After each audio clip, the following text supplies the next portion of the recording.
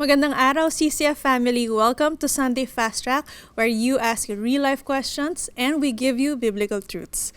Ako po si Marty Nolan from CCF Communications at kasama natin ngayon ang ating speaker na si Pastor Bong Saking para sagutin ang inyong mga katanungan. Magandang araw, Pastor Bong. Maraming salamat po sa inyong message today patungkol sa Book of Psalms. Makakatulong po sa amin ang mga pananaw ninyo tungkol sa mga tanong na ito. Para sa unang tanong, bakit mahalaga ang pag-awit bilang ekspresyon ng worship? Alam nyo, may katangian ng awit na hindi mo makukuha basta-basta sa ordinaryong tula. For example, kung matagal nyo nang lagdagal nating nire-recite yung Panatang Makabayan, di ba? Tapos sa matagal na panahon, hindi mo na rin masyado naririnig. Ako bilang estudyante noon, araw-araw halos eh. Pero hindi ko na siya masyadong maalala. Marami na ako nakalimutang parte doon sa Panatang Makabayan. Pero hindi totoo yan sa Lupang Hinirang. Di ba? Kasi yung Lupang Hinirang, bagamat hindi mo rin man laging kinakanta, pero hindi mo nakakalimutan yung liriko. So doon maintindihan na yung awit, dinisign ng Diyos that involves your mind, your heart, and even your body. Na it also parang influence your will. So may kakaiba siyang kaya yung kanta, it's not just song.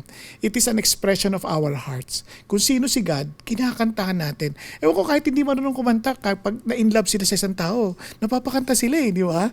So imagine, ganun din sa Diyos na parang He treasures it so much na parang yung kanta kasi invento niya rin Kaya magugulat ka kahit kay Moses sa Deuteronomy 31, pinasulat niya yung kanta para hindi daw makalimutan ng Israel dahil madali daw silang tumalikod sa covenant niya. Tapos yung buong Deuteronomy 32, kanta yun Parang to remind yung mga Israelites about their covenant with God. So ganito rin, dito sa atin, yung pagkanta natin is an expression of our love for God. Hindi lang basta kanta, kundi talagang pagkamangha natin sa Diyos. Yung mayroong expression ng delight sa katotohanan. Thank you, Pastor Bong. Napakaganda po nun. Para sa ating pangalawang tanong, paano natin maihahanda ang mga kabataan na magkaroon ng pusong tunay na sumasamba at sumusunod sa Diyos, lalo na sa lumalaking impluwensya ng digital media at mga mapaminsalang online content, katulad ng mga mararahas na gaming apps? Ako, totoong-totoo yan sa kasalukuyan, parang mapanghamon katulad ng mga nangyari naman sa ating bansa. Pero alam mo, hindi agad-agad pagbabawalan mo yung bata Kailangan maintindihan mo bakit sila na-hook doon.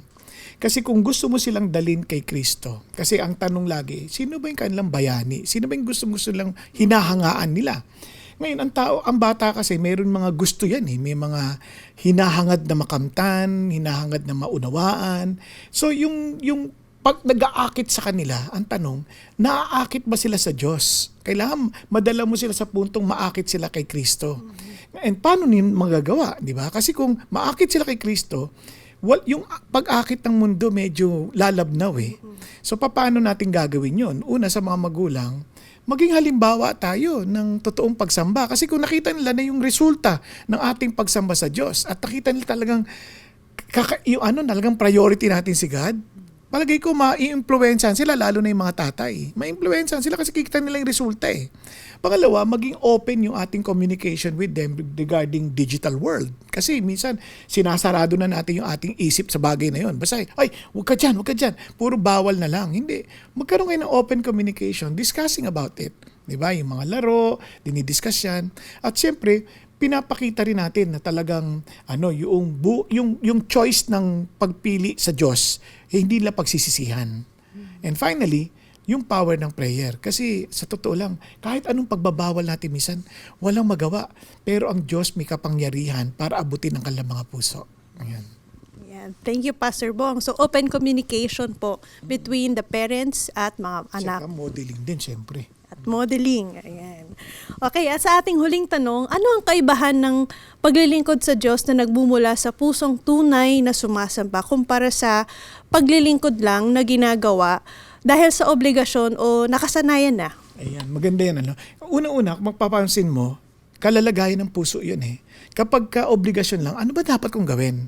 Samantalang kapag ito ay expression ng pagmamahal mo sa Diyos at pagkamangha mo sa Kanya, parang ano pang pwede kong gawin na parangalan siya? Parang may sense of delight and excitement na gawin.